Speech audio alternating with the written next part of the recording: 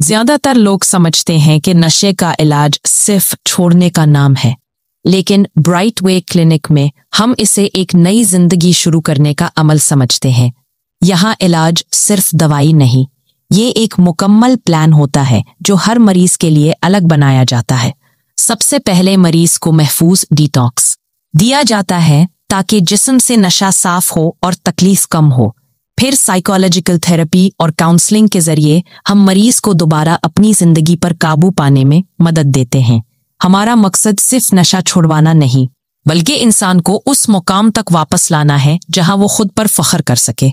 Bright वे clinic की team जानती है कि हर मरीज अलग है, इसीलिए हर इलाज इंसान के मिजाज, आदत और हालात के मुताबिक तैयार किया जाता है।